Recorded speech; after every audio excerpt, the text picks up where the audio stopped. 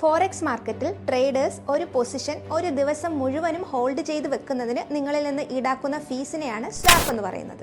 ഒരു ദിവസത്തിൽ മാർക്കറ്റിന്റെ അവസാനം നിങ്ങൾ പ്ലേസ് ചെയ്ത ട്രേഡ് റണ്ണിങ്ങിൽ നിൽക്കുകയാണെങ്കിൽ സ്വാപ്പ് നിങ്ങൾ അങ്ങോട്ട് കൊടുക്കുകയോ അല്ലെങ്കിൽ നിങ്ങൾക്ക് ഇങ്ങോട്ട് ലഭിക്കുകയോ ചെയ്യും. നമുക്ക് കുറച്ച് എക്സാമ്പിൾസ് നോക്കാം. നിങ്ങൾ മെറ്റാട്രേഡർ 4ഓ 5ഓ ഓപ്പൺ ആക്കുക. എന്നിട്ട് നിങ്ങൾ ഏത് പേഴ്സിലാണോ ട്രേഡ് ചെയ്യാൻ ഉദ്ദേശിക്കുന്നത് വാച്ച് ലിസ്റ്റിൽ പോയിട്ട് അത് പ്രസ് ചെയ്ത് പിടിക്കുക. ഇപ്പോൾ ഞാൻ USD ആണ് കാണിച്ചു തരുന്നത്. USD പ്രസ് ചെയ്തിട്ട് അതിൽ ഡീറ്റെയിൽസ് എടുക്കുക.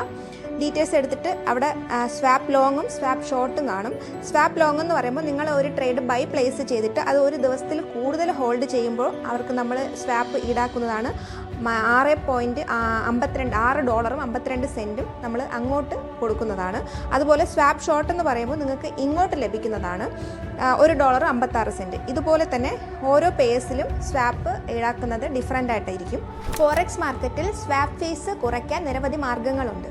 ഒന്ന്, ഡേ ട്രേഡിംഗ്. ഫോറക്സ് മാർക്കറ്റിൽ നിങ്ങൾ പ്ലേസ് ചെയ്ത ട്രേഡ് ഒരു ദിവസം അവസാനിക്കുന്നതിന് മുന്നേ തന്നെ ക്ലോസ് ചെയ്യുകയാണെങ്കിൽ സ്വാപ്പ് ഫീസ് കുറയ്ക്കാൻ കഴിയും. 2, സ്വാപ്പ് ഫ്രീ അക്കൗണ്ടുകൾ. ചില ബ്രോക്കർമാർ സ്വാപ്പ് ഫ്രീ അഥവാ ഇസ്ലാമിക അക്കൗണ്ടുകൾ നൽകുന്നു. ഇവയിൽ സ്വാപ്പ് ഫീസ് നിരക്കുകൾ പിടിക്കുന്നില്ല. 3, കുറഞ്ഞ സ്വാപ്പ് നിരക്കുള്ള പേഴ്സുകൾ തിരഞ്ഞെടുക്കുക. ഓരോ കറൻസി പേഴ്സിനും ഡിഫറൻ്റ് ആയിട്ടായിരിക്കും സ്വാപ്പ് ചാർജ് ചെയ്യപ്പെടുന്നത്. ഇതുപോലെ സിമ്പിളായിട്ട് ട്രേഡിംഗ് റിലേറ്റഡ് ആയ കാര്യങ്ങൾ പഠിക്കുന്നതിന് വേണ്ടി എൻ്റെ പേജ് ഫോളോ ചെയ്യുക.